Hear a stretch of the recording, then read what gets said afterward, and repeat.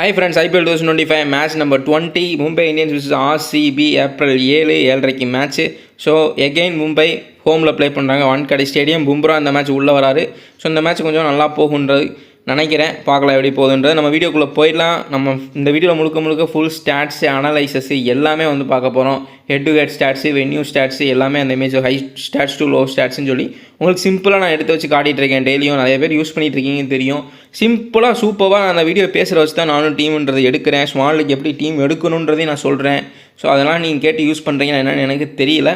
But சில பேர் use பண்ணிட்டு இருக்கீங்கன்னு கமெண்ட் பண்ணுறீங்க. அவங்களுக்காக டெய்லி நான் என்னால் முடிஞ்ச அளவுக்கு சூப்பராக வீடியோன்றதை கொடுக்குறேன். ஸோ கிரவுண்ட் ஸ்டாட்ஸை பார்த்துடலாம் ஃபஸ்ட்டு. ஸோ 120 மேட்ச்சில் 170+ ஸ்கோர் போயிருக்கு. ஃபஸ்ட் பேட்டிங் 54 டைமும், சேசிங்கில் 65 டைமும் வின் பண்ணியிருக்காங்க. ஸோ சேசிங்க்கு கொஞ்சம் ஃபேவரபுளாக எக்ஸ்ட்ரா ஃபேவரபுளாக இருந்திருக்கு வான்கடையை பொறுத்த வரைக்கும். ரெட் சாயில் விக்கெட் தான் எகெயின் யூஸ் பண்ணுவாங்கன்னு நினைக்கிறேன். நீங்கள் எம்ஐ விசஸ் கேகேஆர் மேட்ச் பார்த்துட்டீங்கன்னா தெரியும். எம்ஐ பவுலர் ஸ்பேசஸ் ஏர்லேயராகவே உடச்சி எறிஞ்சிட்டாங்க கேகேஆரை. பியூர்லி ஒரு ஒன் சைட் மேட்சாக தான் போச்சு. ஸோ எம்ஐ எகெயின் அவங்களுக்கு ஃபேவராக இருக்கிறதுக்காக பும்ரா வர உள்ளே வராரு. அப்படின்றப்போ போன மேட்ச் எந்த பிச்சை யூஸ் பண்ணாங்களோ ரெட் சாயில் விக்கெட்டு, ஸோ அதையே தான் யூஸ் பண்ணுவாங்க. எகெயின் பேஸ் அட்டாக்கோடு தான் வருவாங்க. அதே மாதிரி வின் பண்ணணுன்னு தான் பார்ப்பாங்க. ஏன்னா எம்ஐ வந்து மும்பையில் ப்ளே பண்ண மேட்ச் தவிர்த்து வேறு எந்த மேட்சுமே வின்னுன்றது பண்ண கிடையாது. ஸோ எகெயின் இந்த மேட்ச்சில் கண்டிப்பாக வின் பண்ணணுன்னு தான் பார்ப்பாங்க ஹோமில். ஸோ ஆர்சிபிக்கு கொஞ்சம் டஃப்பாக தான் இருக்கும் இந்த மேட்ச்ன்றது. நம்ம அதை பற்றி பேசலாம். மேட்ச் அனலைஸ் அப்போது ஸ்கோரிங் பேட்டர்னை பொறுத்த வரைக்கும் 28 மேட்ச்சில் 150 ரன்னு கீழேயும் 169 ரன்னு 27 மேட்ச்லேயே வந்திருக்கு. ஸோ அதுக்கப்புறம் வந்து பார்த்திங்கன்னா 35 மேட்ச்சில் 189 வரைக்கும் வந்திருக்கு. 29 மேட்ச்சில் 190 வரைக்கும் வந்திருக்கு. இந்த பிச்சை பொறுத்த வரைக்கும் பேட்டர்ஸ்க்கும் பேசர்ஸுக்கும் தான், ஃபாஸ்ட் பவுலிங்க்கு தான் ரொம்ப சப்போர்ட்டிவாக இருக்கும். Red soil wicket, swing, seam, extra bounce எல்லாமே இருக்கும்.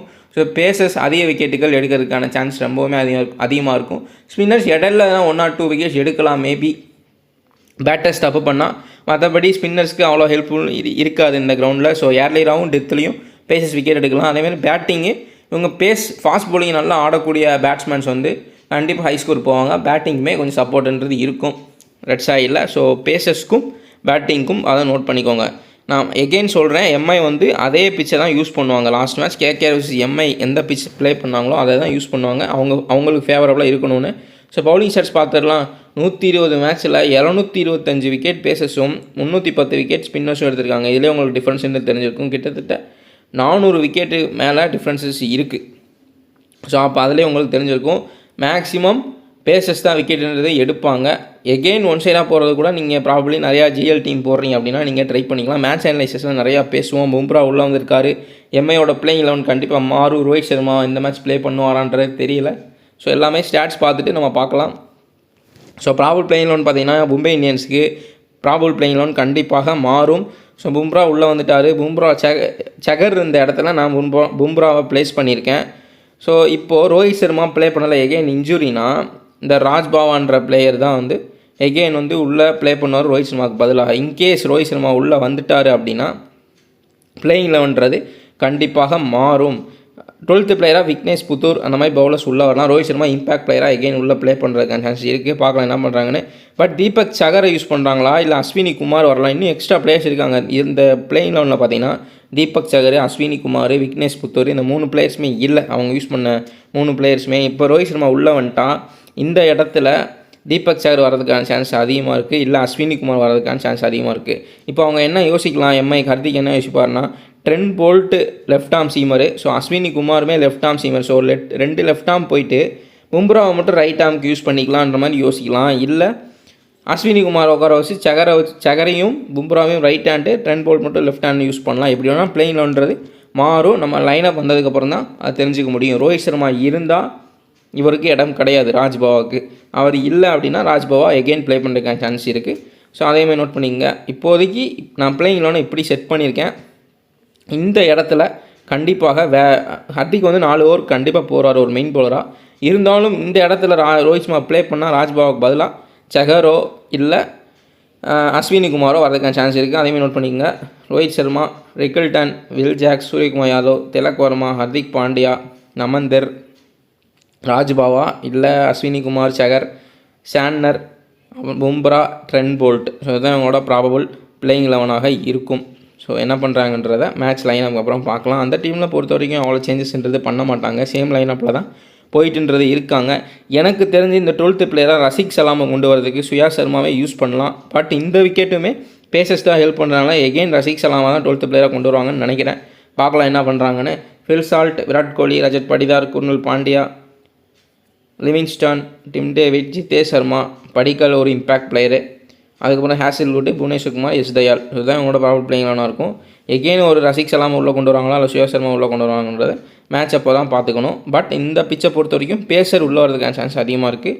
இப்போ நம்ம வந்து ஹெட் டு ஹெட் வென்யூவில் யார் யார் ஹை ஸ்டாட்ஸில் இருக்கான்றதை பார்த்துடலாம். ஸோ வேறு ஃபேண்டசி இன்ஸ்டால் பண்ணாமல் தான் இன்ஸ்டால் பண்ணிங்க. One player fantasy. ஸோ இதில் வந்து பார்த்தீங்கன்னா நீங்கள் டியோ ஆப்ஷனில் போய் 5 பேர் கொடுத்துருவாங்க. அதில் ஒரு பிளேயர் செலக்ட் பண்ணி ப்ளே பண்ணிக்கலாம். அதேமாதிரி டியோ ப்ரோவில் நீங்கள் 2 பேரை செலக்ட் பண்ணி ப்ளே பண்ணிக்கலாம். இப்போ சூரியகுமார் யாதவ் காம்பினேஷன் போட்டுக்கலாம் அதில். So Suryakumar Yadav, trend bolt. So நீங்கள் எப்படி வந்து செலக்ட்ன்றதை பண்ணிக்கலாம், ப்ளே பண்ணிக்கலாம். அப்படி இல்லை ஹர்திக் பாண்டியா, ரிக்கில்டனு, அந்த மாதிரி விராட் கோலி, ஹேசில்வுட், இந்த மாதிரி 2 பிளேயரை வந்து சூஸ் பண்ணி ப்ளே பண்ணிக்கலாம். அவங்க ஆப்போனண்ட் 2 பிளேயர் விட்டு வருவாங்க. யார் அதிக பாயிண்ட்ஸ் இருக்காங்களோ அவங்க வின்னு. ஸோ ஈஸியாக நீங்கள் வந்து ஸ்டாட்ஸ்ன்றதை வச்சு வீடியோ அனாலிசிஸ் பார்த்து டியோன்றது சூப்பராக ப்ளே பண்ணலாம்.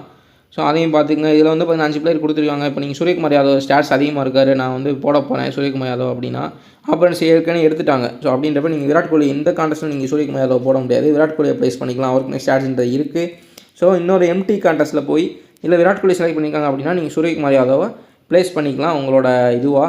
ஸோ இந்த மாதிரி ஒரு பிளேயர் செலக்ட் பண்ணி நீங்கள் ப்ளே பண்ணால் போதும். ஸ்டாட்ஸ்ன்றதை வச்சு கரெக்டாக பிளேயரை பிக் பண்ணிங்கன்னா போதும், சூப்பராக ப்ராஃபிட்ன்றது பார்க்கலாம். ஸோ டிஸ்கிரிப்ஷனில் லிங்க் இருக்குது, கிளிக் பண்ணி இன்ஸ்டால் பண்ணி 2K டெக்குன்ற ரெஃபர் கோட் போட்டு ஜாயின் பண்ணிக்கோங்க. போனஸ் தருவாங்க, அதையுமே நீங்கள் யூஸ் பண்ணிக்கலாம். ஸோ நல்லா ப்ராஃபிட்டபுளாக போயிட்டுருக்கு. ஸோ நான் வந்து இதுக்காக ஒரு ஐடியாக்காக யோசிச்சுட்ருக்கேன். ஸோ அந்த ஐடியா ஒர்க் அவுட் ஆகிட்டுருக்கு கொஞ்சம் கொஞ்சமாகவும். நான் அந்த ஐடியா நல்லா ஃபுல்ஃபில்லாக ஒரு 100% உங்களுக்கு சொல்கிற மாதிரி வந்துருச்சு அப்படின்னா அதுக்கப்புறம் நான் கண்டிப்பாக அந்த ஐடியாவை பற்றி சொல்கிறேன். சூரியகுமார் யாதவ் ஃபஸ்ட்டு இருக்கார். ஸோ ஹெட் டு ஹெட்லேயும் சரி வென்யூலையும் சரி சூப்பர் ஸ்டாட்ஸ் இருக்குது. போன மேட்ச் நல்லாவும் ப்ளே பண்ணியிருந்தார், ரீசன்ட் ஃபார்முமே இருக்குது. ஸோ சூரியகுமார் யாதவ் தான் இருக்கிறதுல ஹை ஸ்டாட்ஸ்ன்றது வச்சுருக்காரு. விராட் கோலிக்கும் அதுக்கப்புறம் ஒரு ஹை ஸ்டாட்ஸ்ன்றது இருக்குது, ஹர்திக் பாண்டியாவுக்கும் ஹை ஸ்டாட்ஸ்ன்றது இருக்குது. ஸோ 3 பேருமே ஒரு சூப்பராக வச்சுருக்காங்க. இவங்க 2 பேர் வந்து ஹெட் டு ஹெட் அண்ட் வென்யூலையும் சூப்பர் ஸ்டாட்ஸ் வச்சுருக்காங்க. ஹர்திக் பாண்டியாவுக்கு வென்யூவில் ஸ்டாட்ஸ்ன்றது இருக்குது, அது நோட் பண்ணிக்கோங்க. அப்புறம் ஹேசில்வுட் வந்து வென்யூவில் 4 மேட்ச்சில் 7 விக்கெட்ன்றது பிக் பண்ணியிருக்காரு. ஹெட் டு ஹெட்டில் ஸ்டாட்ஸ்ன்றது அவ்வளோவா இல்லை. நான் சொல்கிறத நோட் பண்ணிக்கோங்க, ஏன்னா நான் சொல்கிறது வென்யூ ஸ்டாட்ஸில் ஹேசில்வுட் வந்து வென்யூவில் 4 மேட்ச்சில் 7 விக்கெட்டும் எடுத்திருக்காரு. ஆனால் ஹெட் டு ஹெட்டில் அவ்வளோவா ஸ்டாட்ஸ்ன்றது இல்லை. ஒரு 4 மேட்ச்சில் வந்து 1 விக்கெட்டோ 2 விக்கெட்டோ தான் பிக் பண்ணியிருக்காரு ஹெட் டு ஹெட்டில். ஸோ அதை நோட் பண்ணிக்கங்க. படிக்கலுக்கு வந்து பார்த்தீங்கன்னா head to head and venue ரெண்டுலேயுமே வந்து ஒரு டீசென்ட் ஸ்டாட்ஸ் இருக்குது. ஹெட் டு ஹெட்டில் 25 ஆவரேஜும் வென்யூவில் டீசென்ட் ஆவரேஜ் இருக்கார், 30+ ஆவரேஜும் இருக்குது. ஸோ ஒரு லோ பர்சன்டேஜ் பிக்கு ஃபுல்லாக ஃப்ளாப் ஆகிட்டு இருக்க. நம்ம இதுக்கு முன்னாடி டுபாக்கூர் பிளேயர் நினைப்போம், என்னடா எல்லா மேட்ச்சில் அவுட் ஆகிட்டு இருக்காங்கன்னு சொல்லி நம்ம நினைப்போம். பட் ஸ்டாட்ஸ்ன்றது இருக்குது. ஒரு மேட்ச்சில் ஸ்டாட்ஸ்ன்றது கண்டிப்பாக ஒர்க் அவுட் ஆகும். 60 to 70% ஸ்டாட்ஸ்ன்றது ரொம்ப ரொம்ப முக்கியம். சில டைம்ஸ் வந்து ஸ்டாட்ஸ்ன்றது மிஸ் ஆகி ஒரு சர்ப்ரைஸ் பெர்ஃபார்மன்ஸ் வரலாம், இல்லை ஸ்டாட்ஸ்ன்றது ஒர்க் அவுட் ஆகாமல் போகலாம். மேக்ஸிமம் ஸ்டாட்ஸ்ன்றது ஒர்க் அவுட் ஆகும். ஏன்னா டீம்ஸுமே ஸ்டாட்ஸை பார்த்து தான் மூவ்ன்றது பண்ணுவாங்க. ஐபிஎல் ஆக்ஷனில் எடுக்கிறதுமே ஸ்டாட்ஸை பார்த்து தான் எடுப்பாங்க. பட் சிஎஸ்கே மட்டும் எப்படி எடுத்தாங்கன்னு எனக்கு தெரியல, பேட்டர்ஸு. ஸோ அது வந்து சிஎஸ்கே ஓனர்ஸ்க்கும் மேனேஜ்மெண்ட்டுக்கும் தான் தெரியும். டிம் டேவிட்டு ஒரு சூப்பர் ஃபார்மில் இருக்கார். ஸ்டாட்ஸுன்றதுமே நல்லாயிருக்கு. Former MI player. So MI வந்து டிம் டேவிட்டை எக்ஸ்சேஞ்ச் பண்ணனால அப்போது செம்ம ஹாப்பியாக ஆக்ஷனில் வந்து ஓனர் வந்து அந்த மேனேஜ்மெண்ட்லேருந்து வந்து கை கொடுத்துட்டு போய் பயங்கரமாக செலிப்ரேட்லாம் பண்ணாங்க. டிம் டேவிட் அதுக்கு பதில் சொல்லிகிட்ருக்காரு இந்த சீசன். ஸோ இந்த மேட்ச்லேயே ஒரு ஃபயர் இருக்குன்னு நினைக்கிறேன். மேபி சிராஜ் ஆர்சிபி கூட செம்ம ஃபயராக ப்ளே பண்ண மாதிரி டிம் டேவிட் ப்ளே பண்ணுறதுக்கான சான்ஸும் இருக்குது. இந்த வென்யூவில் சூப்பர் ஸ்டாட்ஸ் வச்சுருக்காரு, 30+ ஆவரேஜ்ன்றது இருக்குது. ஸோ அதேமாதிரி நோட் பண்ணிக்கோங்க. ரஜத் படிதார் வந்து மேட்சஸ் கம்மியாக இருக்குது. 2 மேட்ச்சில் வந்து இந்த வென்யூவில் ஹெட் டு ஹெட் ஸ்டாட்ஸ்ன்றது அவ்வளோவா இல்லை. ரஜத் படிதாருக்கு ஒரு 20+ தான் இருக்குது. பட் இப்போ இருக்க பாயிண்ட் சிஸ்டத்துக்கு, ட்ரீம் 11 இருக்க பாயிண்ட் சிஸ்டத்துக்கு அதுவே போதுமான அளவாக இருக்கும். பட் வென்யூவில் 2 மேட்ச்சில் கிட்டத்தட்ட 98 ரன் அடிச்சிருக்காரு. ஸோ ஆவரேஜ்ன்றது நல்லாவே இருக்குது. ஒரு 40+ன்னு வச்சுக்கலாம். ஒரு 2 மேட்ச்சில் ஒரு 35+, 40+ ஆவரேஜ்ன்றது நல்லா வச்சுருக்காரு, பார்க்கலாம். பட் விக்கெட்டுன்னு பிச்சை பொறுத்த வரைக்கும் பேசர்ஸ்க்கான விக்கெட்டு ஸ்பின்னருக்கு அவ்வளோவா எடுக்காது. அப்படின்றப்ப மிடில் ரஜத் படிதார் வந்தால் ஸ்பின்னர்ஸை நல்லா அடிக்கிறதுக்கான சான்ஸ் இருக்குது. அவருக்கு அந்த பேருமே இருக்குது, ஸ்பின்னர்ஸை நல்லா ஆடக்கூடிய பேட்டர்னு. அதேமாதிரி நோட் பண்ணிக்கோங்க. ரிக்கில்டன் வந்து பார்த்தீங்கன்னா ஒரே மேட்ச் தான், போன மேட்ச், அதாவது கேகேஆர் vs எம்ஐ மேட்ச்சில் வான்கடையில் ஒரே மேட்ச்சில் 62 ரன்னும், அஸ்வினி குமார் அதே மாதிரி தான் ஒரே மேட்ச்சில் 4 விக்கெட்டு. ஸோ இவங்க வந்து அந்த ஒரு மேட்ச்சில் மட்டும் பெர்ஃபார்மன்ஸ்ன்றது பண்ணியிருக்காங்க. மேபி அந்த கான்ஃபிடன்ஸ் இருக்கலாம். அஸ்வினி குமார் உள்ளே வந்தால் நீங்கள் தாராளமாக பிக்குன்றதை பண்ணிக்கலாம். Left arm seamer. So Bumrah இந்த இமேஜில் பும்ரா இல்லைன்னு நினச்சிடாதீங்க. கடைசியாக தான் வந்தார் விநாயக்குன்ற மாதிரி நான் வந்து இதில் ஆட் பண்ண கிடையாது. பட் பும்ரா வந்து மஸ்ட் பிக். யாருமே எந்த டீம்லையுமே ட்ராப்ன்றதை பண்ண மாட்டாங்க. அதனால் அவரை வந்து இதில் நான் ஆட் பண்ணாமல் வச்சுருக்கேன். பட் நீங்கள் அவரோட ஸ்டாட்ஸும் நான் சொல்லிடுறேன். பும்ராவுக்கு வந்து கிட்டத்தட்ட வான்கடையில் வந்து 6 இதில் வந்து 11 விக்கெட் எடுத்துக்காரு. 6 மேட்ச்சில் 11 விக்கெட்டும். ஆர்சிபி கூட ஸ்டாட்ஸ் பயங்கரமாக இருக்குது. என்னன்னா 18 மேட்ச்சில் 24 விக்கெட்டும் வாங்கியிருக்காரு பும்ரா. ஸோ மாசான ஸ்டாட்ஸ் இருக்குது. நீங்கள் ஒய்சி கேப்னா கூட எல்லாருமே ட்ரை பண்ணுவாங்க. பும்ரா வந்துட்டாலே ஒரு ஹைப்புன்றது இருக்கும். ஒரு பெரிய பிளேயர் உள்ள வராரு அப்படின்றப்ப ஹைப்புன்றது இருக்கும். பட் அந்த ஓவர் ஹைப் ஆகிறப்ப பிளேயர்ஸ் ஃப்ளாப்பாகவும் செய்வாங்க. அப்படின்றப்ப நீங்கள் அதிக ஜிஎல் டீம்ஸ் போடுறீங்கன்னா பும்ராவை ட்ரா பண்ணிட்டு கூட ட்ரை பண்ணி பாருங்கள். ஏன்னா டெவான் கான்வேன்னு சொல்லியே டெவான் கான்வே வந்து புஷாக போனார்.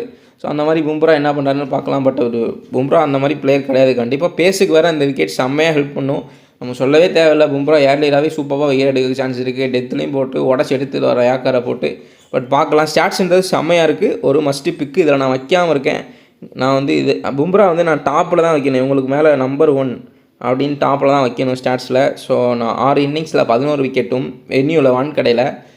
ஆர்சிபி கூட 18 மேட்ச்சில் 24 விக்கெட்டும் எடுத்திருக்காரு பும்ரா. ஸோ ஸ்டார் பும்ராவை விட்டுறாதீங்க.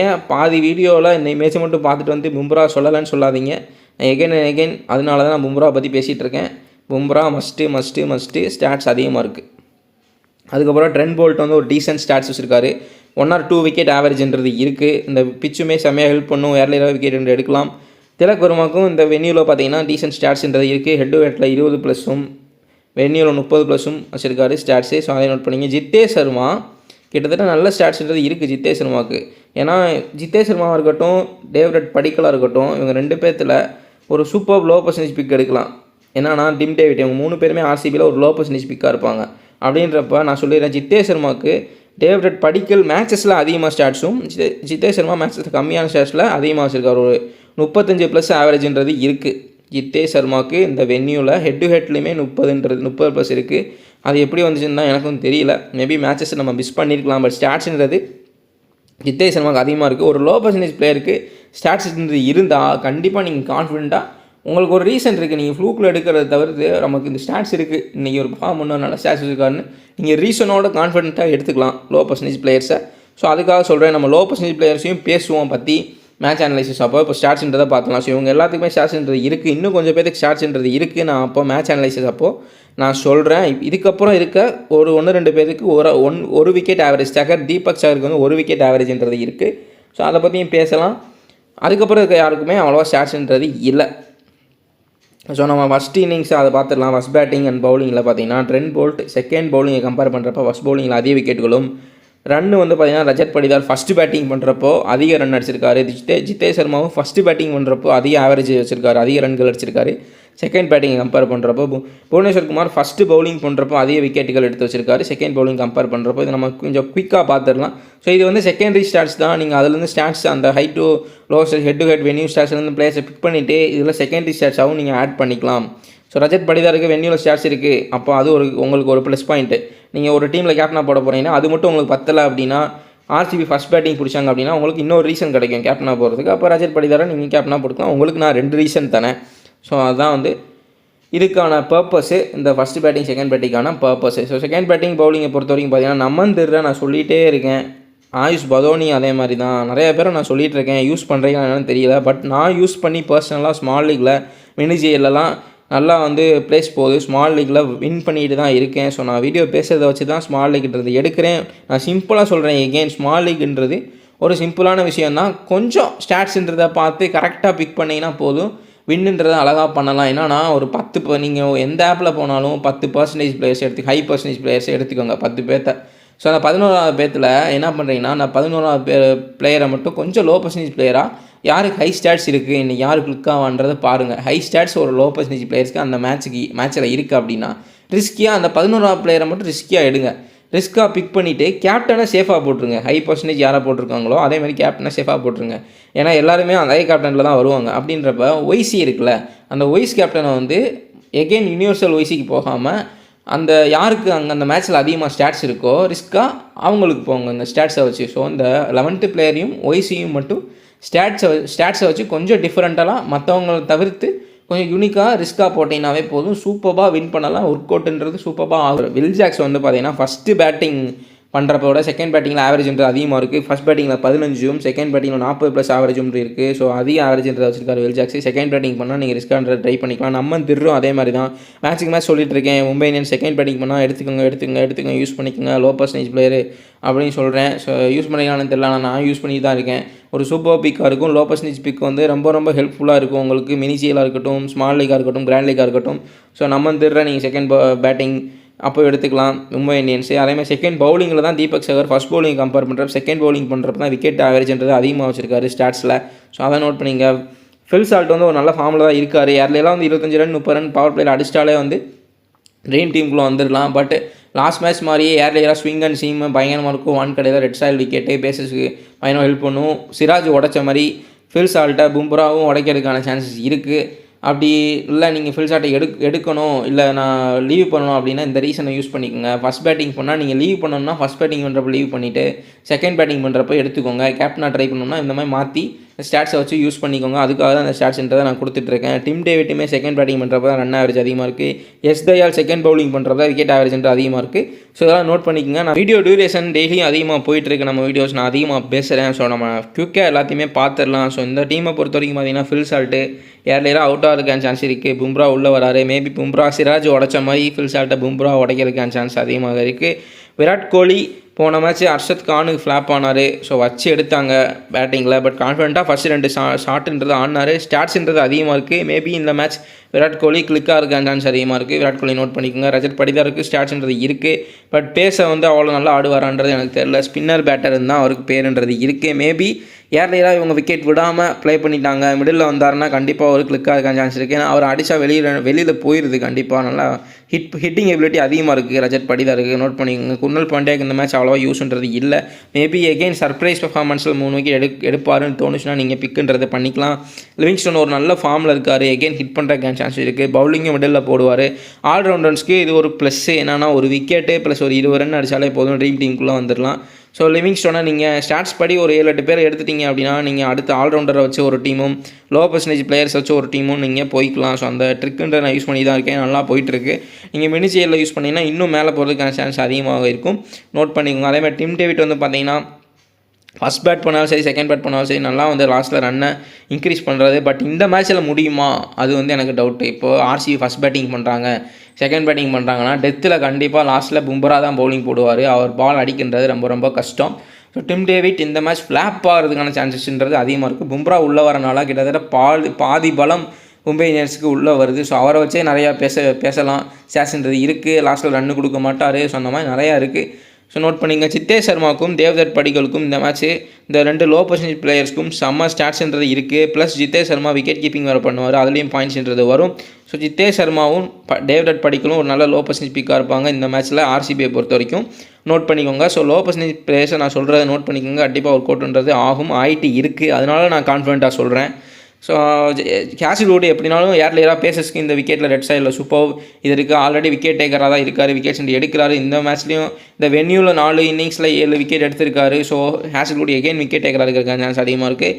புவனேஸ்வர் குமாருக்கும் இந்த பேசஸ்க்கெலாம் ஃபுல்லாக ஹெல்ப்ஃபுல்லாக இருக்கும் ஏர்லேயராக போடக்கூடியவங்களுக்கு. ஸோ அப்படின்றப்ப நோட் பண்ணிங்க. சேலுக்கு பெருசாக ஸ்டாட்ஸ்ன்றது இல்லை. ஸோ புவனேஸ்வர் ஸ்டாட்ஸ்ன்றது இல்லை. பட் வந்து விக்கெட் ஹெல்ப் பண்ணலாம். மேபி நீங்கள் எப்படி வச்சுக்கோங்க. ஹேசில்வுட் ஒரு 2 விக்கெட்டு, புவனேஸ்வர் குமார் எஸ்டாயில் மேபி 1 விக்கெட் ஆவரேஜ்ன்றதை எடுக்க சான்சஸ் இருக்குது. ஸோ நம்ம டக்குன்னு மும்பை இந்தியன்ஸுக்கு போயிடலாம். மும்பை இந்தியன்ஸை பொறுத்த வரைக்கும் ரோஹித் சர்மா அப்ளை பண்ணால் ஸ்டாட்ஸ்ன்றது இந்த வென்யூவில் 29 ஹெட் டு ஹெட்டில் 30 ஆவரேஜும்ன்றது வச்சிருக்காரு ரோஹித் சர்மா.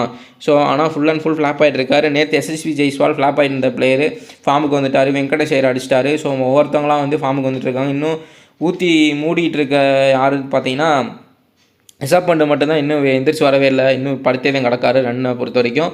ஸோ அவர் என்ன பண்ணுறாருன்னு பார்க்கலாம். ரோஹித் சர்மாவும் அப்படி தான் இருக்கார். பெரிய அளவில் ஹிட்ன்றது பண்ணல. மேபி இந்த இதில் எனக்கு சான்ஸ் கம்மி தான் ரோஹித் சர்மா ப்ளே பண்ணால் ரன் ஹிட் பண்ணுறது. ஏன்னா அவங்ககிட்டயும் கொஞ்சம் பேஸ் அட்டாக்ன்றது இருக்குது. புவனேஸ்வர் குமார் போடுவார், ஹேசில்வுட் போடுவார்.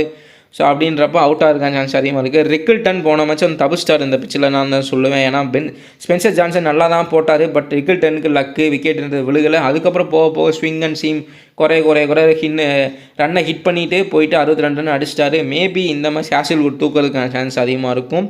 பார்க்கலாம் என்ன பண்ணுறாங்கன்னு. ரிக்கில்டன் ஒரு ரிஸ்கி பிக்காக தான் இருப்பார். ஏன்னா சவுத் ஆஃப்ரிக்கா லீகில் வந்து சூப்பராக ப்ளே பண்ணார். ஐபிஎல் அவ்வளோ ஒரு கிளிக்குன்றது இல்லை. வான்கடையில் எப்படியோ புத்தக்கான்னு ஒரு 62 ரன் அடிச்சிட்டாரு. கொஞ்சம் ஏர்லியராக ஸ்ட்ரகிள் பண்ணாலும் அதுக்கப்புறம் கொண்டு போயிட்டார் மேட்ச்ன்றதை.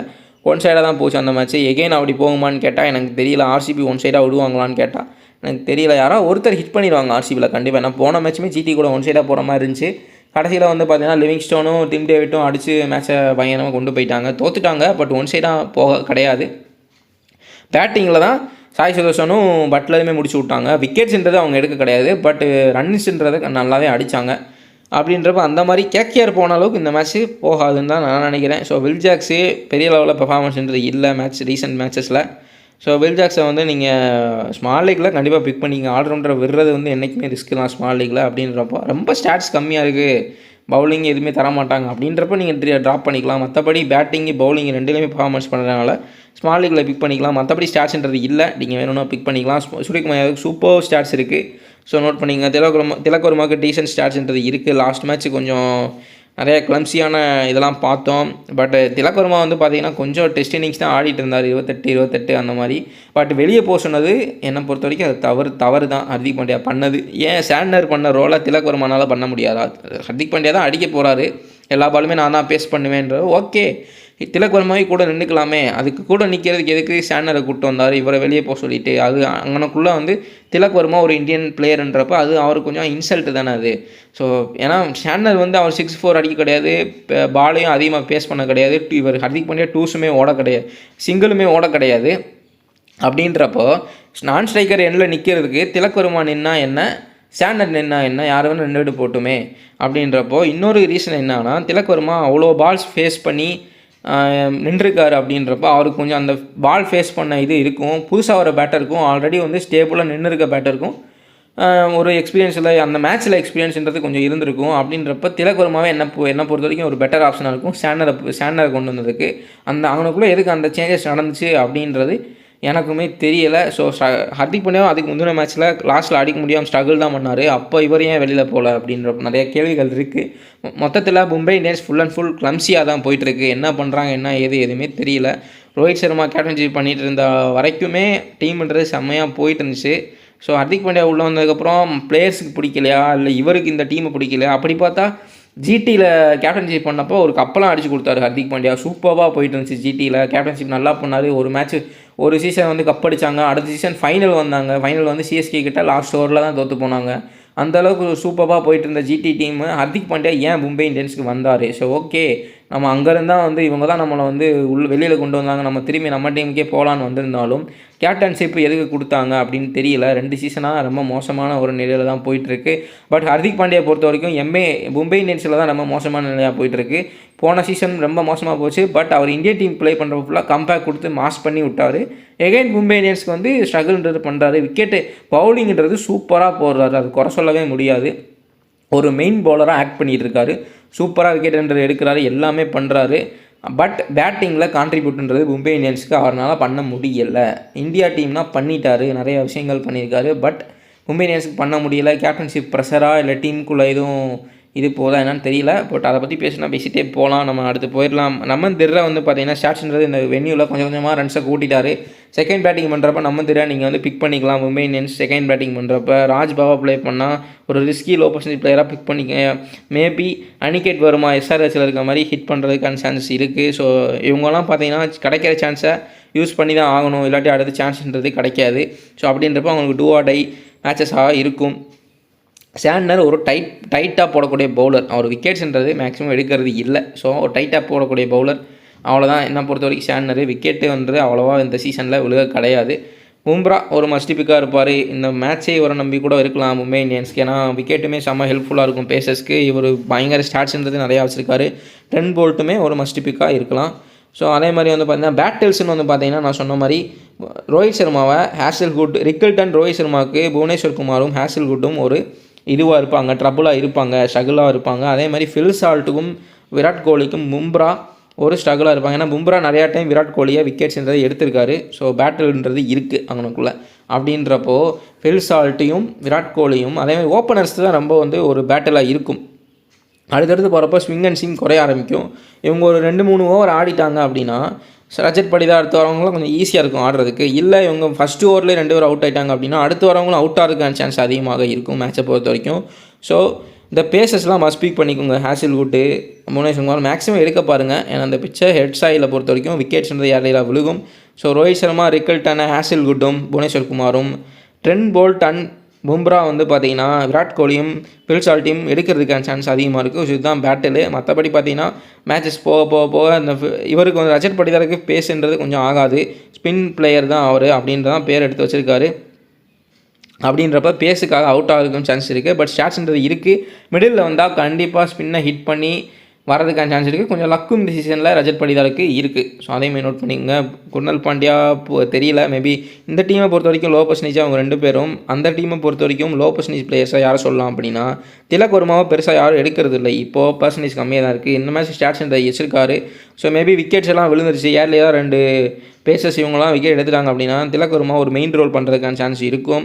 அப்படின்றப்போ நீங்கள் திலக் வர்மாவை இந்த இதில் லோ பர்சன்டேஜ் பிளேயராக பிக் பண்ணிக்கலாம். அதே மாதிரி நமந்தீர் செகண்ட் பேட்டிங் பண்ணால் எங்கேன்னு சொல்கிறேன், நமந்தீர் எம்ஐ செகண்ட் பேட்டிங் பண்ணால் நமந்தீரை பிக் பண்ணிக்கோங்க. அதே மாதிரி தீபக் சகர் வந்தால் தீபக் சகருமே ஆவரேஜ்ன்றது வச்சிருக்காரு. செகண்ட் பவுலிங் பண்ணால் அவரை பிக் பண்ணிக்கலாம். ஃபஸ்ட் பவுலிங்லேயுமே ஒரு விக்கெட் எடுக்கிறதுக்கான சான்ஸ் இருக்கும். ஸோ தான் காய்ஸ் நம்மளோட அனலைசிஸே. இப்போ நம்ம டெமோ ஜிஎல் டீம்ன்றதை பார்த்துடலாம். அந்த வீடியோ பேசுகிறப்போ நான் அதிகமாக பேசிகிட்டே போகிறேன். அதை எப்படி கம்மி பண்ணுறதுன்னு தெரியல. ஏதாவது தேவையில்லாமல் பேசியிருந்தால் அதை நான் எதை கட் பண்ணணுன்றதை நீங்கள் கமெண்ட்ஸில் சொல்லுங்கள். நான் அடுத்த வீடியோவில் வந்து அதை கட் பண்ணிக்கிறேன். ஏன்னா 25 நிமிஷத்துக்கு மேலே போகுது. பேசுனா இன்னும் பேசிகிட்டே தான் இருப்பேன். ஸோ நம்ம டக்குன்னு பார்த்துடலாம். Phil Salt, Hitesh Sharma, Rickelton, Suryakumar Yadav, Virat Kohli, Rajat Patidar, Padikkal, Hardik Pandya, Hazlewood, Bumrah, Trent Boult, vice captain Jasprit Bumrah, captain Rajat Patidar.